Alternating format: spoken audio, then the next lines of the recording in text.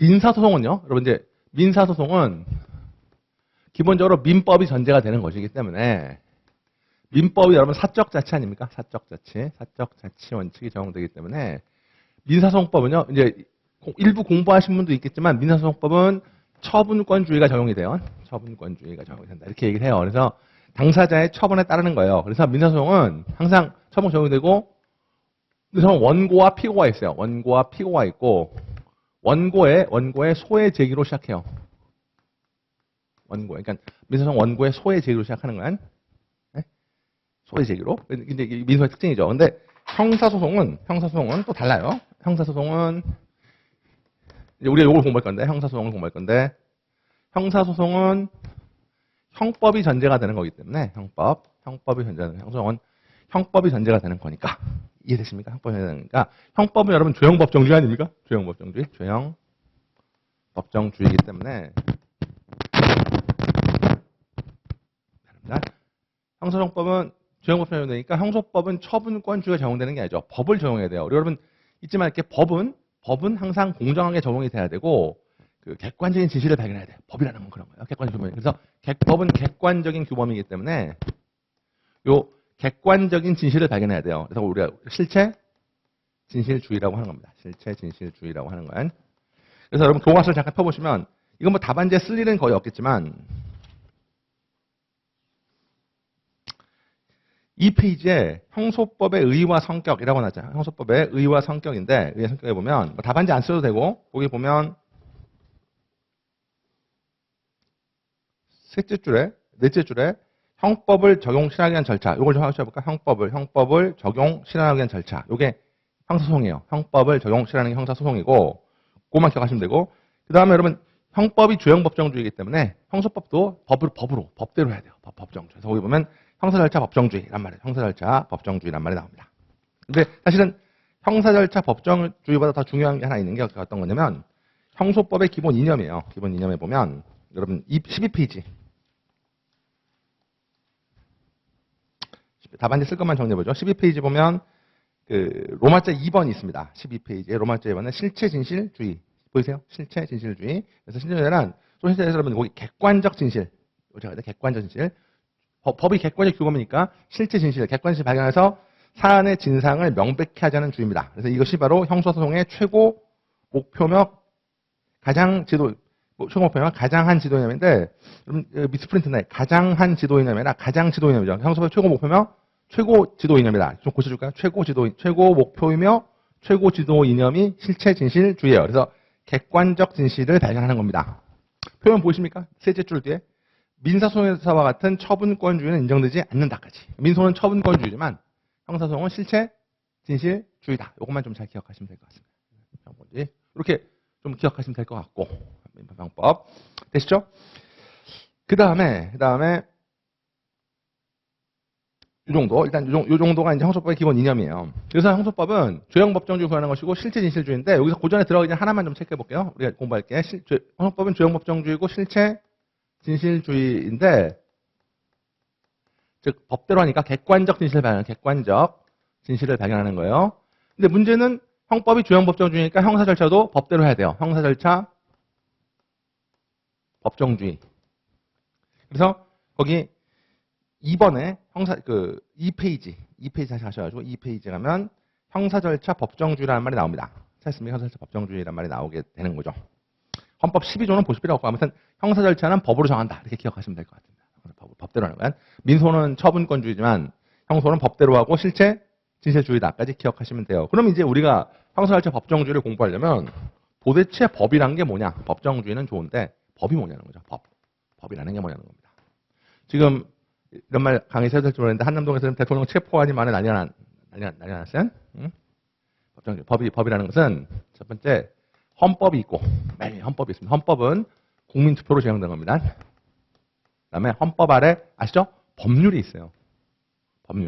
법률은 국회에서 제정하는 거죠. 국민의 대표인 국회에서 제정하는 것이고 그 다음에 이제 명령 아래 그냥 명령하고 규칙이라는 게 있는데 명령이랑 규칙이 있는데 명령은 아시겠죠? 명령은 행정부가 만드는 거고 규칙은 사법부가 만드는 거예요. 여기 순서죠. 그러니까 위에 법 단계인데 헌법, 법률, 명령, 규칙 이렇게 있는 거죠. 그래서 명령은 행정부가 만들고 규칙은 사법부가 제정하는 것입니다. 그러면 이게 여러분 항상 기본은 뭐냐면 상위법 우선이에요. 상위법 우선인데 상위법 우선인 건 뭐 이거는 법처에서 공부하는 거고 상위법이 우선되는 건 당연한 거고 중요한 거는 헌법이나 법률에 모든 걸 다 규정할 수가 없습니다. 그래서 법률에서 여러분 요거 들어본 적 있어요? 명령의 위임을 해요. 명령의 위임을 합니다. 위임을 있어야 하는데 이 위임은 개별 구체적인 위임이 있어야 돼요. 들어본 적 있어요? 개별 구체적인 위임이 있어야 돼. 그러니까 법률에서 명령으로 가려면 개별 구체적인 위임이 있어야 됩니다. 이해되세요? 개별 구체적인 위임이 있어야 돼요. 네?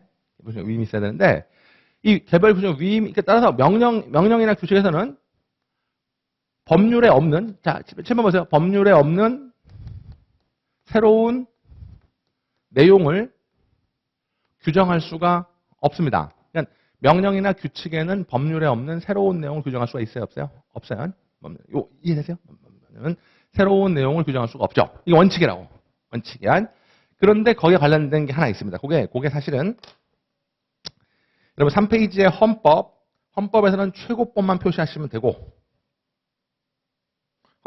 헌법을 여러분 법무사 답안지에 쓸 일은 전혀 없습니다. 넘어가시면 되고 넘기시면 2번에 여러분 4페이지 2번에 형사소송법이라고 나와 있습니다. 보이십니까? 형사소송법. 형사소송법에다가 법률이라고 적어볼까? 형사소송법 법률. 이제 법률인데 형식적 의미의 형사법은 이름도 형사법인 법률이에요. 형식적. 이거는 하나밖에 없어요. 그러니까 이름도 형사소송법인 법은 하나밖에 없는 거지.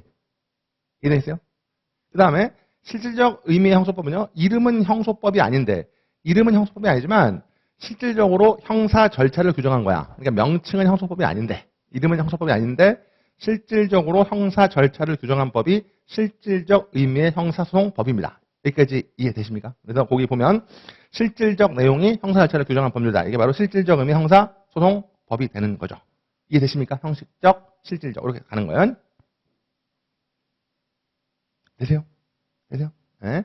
그러면 형식적 이렇게 가는 건데 그러니까 형식적은 한 개밖에 없지만 실질적은 여러 개가 있는 거죠. 그래서 저는 어떻게 생각하냐면 형식적에서는 키워드가 뭐냐면 명칭을 동그라미 치고 명칭, 법률. 그다음에 실질적 내용이 형사절차 규정한 법을 말한다. 이건 여러 개가 있어요. 그래서 거기는 법을 다 외울 필요 없어요. 법이 여러 개가 있는 겁니다. 여기까지 이해되세요? 문제는 그 다음에 아래 이제 3번에 대법원 규칙이죠. 대법원 규칙을 요거를 별표를 3개를 쳐줘야 돼요. 대법원 규칙을 별표를 3개를 쳐주시고 헌법 108조를 외우지 마시고 볼게. 대법원은 요거 밑으로가 법률에 저촉되지 않는 범위 안에서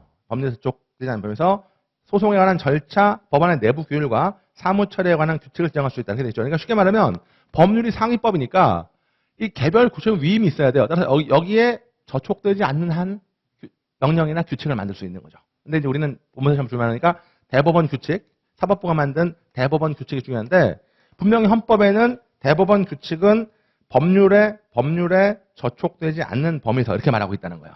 여기까지 이해되세요? 법률에 저촉되지 않는 범위에서 이렇게 말하고 있다는 것입니다. 이해되십니까?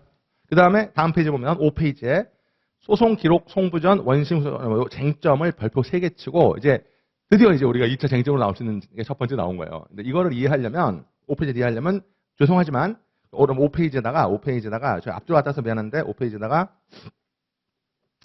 페이지 694라고 좀 적으세요. 694, 페이지 694라고 적으시고 694를 먼저 보셔야 돼요.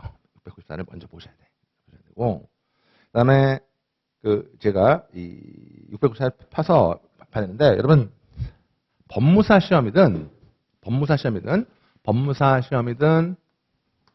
법원 행정고시든 뭐 둘 다 이제 법원에서 주관하는데 법원 행정고시든 출제가 이제 여러분 그 형소법이 그냥 이거 좀 어려운데 같이 볼게. 수사, 1심, 2심, 3심 이렇게 이제 있어요. 그러니까 수사하고 1심, 3심인데 당연히 법무사 시험이기 때문에 수사에서는 거의 출제가 잘 안 되고 요거를 3개 합쳐서 공판이라고 부른단 말이야. 공판. 그러니까 공판을 3번 하는 거죠. 수사를 하고 1심, 2심, 3심을 하는데 용어를 말하면 1심을 원심이라고 부르고 용어 좀 익혀볼게. 1심을 원심. 처음에 시작하는 건 원심. 2심은 항소심. 3심은 상고심. 그래서 항소심하고 상고심을 합쳐서 우리가 상소라고 불러요. 상소. 그러니까 수사 1심, 2심, 3심 이렇게 가는 거예요. 항소, 이렇게 가는 건데 문제는 뭐냐면 1심, 2심, 3심, 상소 이렇게 가는 건데 항소심에서 상고심으로 이제 가는 거잖아요. 근데 이게 출제가 된다는 거예요. 제일 많이. 그러니까 이게 좀 어렵죠. 그러니까 법무사실이나 법원행위실은 2심이 출제가 된다는 거죠. 그러니까 2심의 기본 구조를 알아둬야 돼. 출제가. 수사 잘 안 나오고, 2심 잘 안 나오면 항소심이 나온다고. 주로 나온다고. 그러니까 그래서 지금부터 공부할 항소심의 절차를 약간 정리를 해야 돼요. 그래서 약간 정리를 해야 되는데, 그러면 여러분 이제 여기 다 썼죠. 요쪽에다 한번 새로 써볼게. 자, 칠판 보세요. 1심에서, 우리가 1심에서 원심이라고 하는데, 원심에서, 자, 그림을 같이 그려보면 좋겠죠. 원심에서 1번, 원심에서 이제 판결이 선고돼요. 판결이 선고됩니다. 1심에서 원심 판결이, 1심 판결이 선고되는 1번이야. 이걸 어디다 그리시면 좋겠냐면, 제 생각인데, 뭐 연습장에 그려도 좋겠고, 아니면 689페이지 보면, 구속력의 배제 아래 약간 여백이 있습니다. 거기다 적으셔도 상관없어요. 689페이지. 여백에다 적어도 되고, 연습장에 적어도 되는데, 이걸 지금 적는 거야. 1심에서 판결이 선고가 돼요. 1심에서 판결이 선고가 되면, 여기 1심을 받는 사람을, 자, 피고인이라고 하고, 또 피고인의 변호인이 있는데, 따라서 이 변호인은 당연히 1심 변호인이니까, 우리가 원심 변호인이라고 해요. 원심 변호인이라고 합니다. 원심 변호인이라고 하는 건, 이해되세요? 원심 변호인.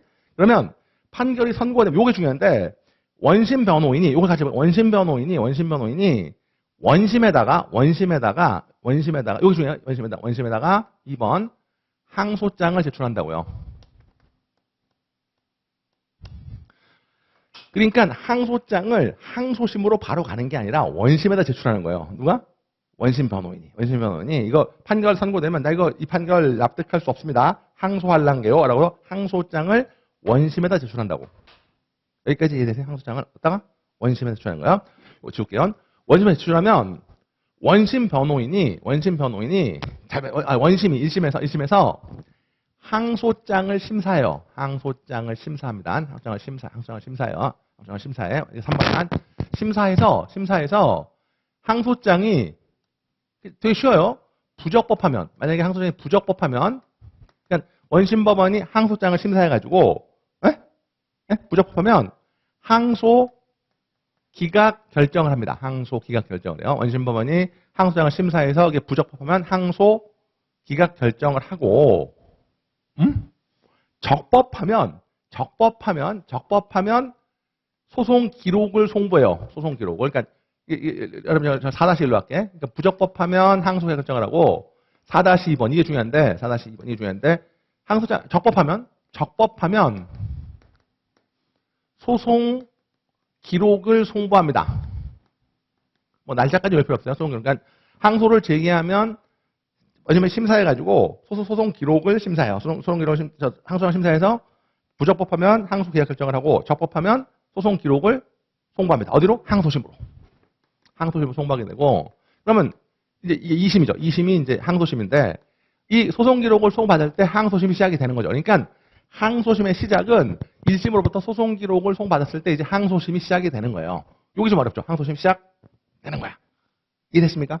그러면 여기까지가 1심이고 기록이 송부되면 2심이 시작되는 거예요. 그러면 여러분 좀 어려운데 피고인이 이쪽으로 오게 되면 이제 피고인이 항소인이 되는 거예요. 항소인이 되는 거고.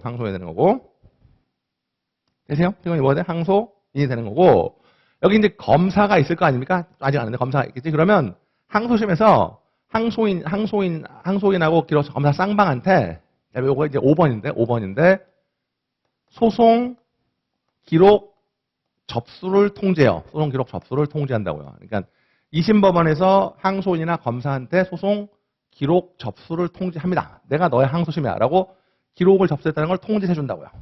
그러면 이제 마지막인데 항소인이 내가 왜 항소했는지 2심에다가 항소 이유서 6번 항소 이유서를 제출하는 거야.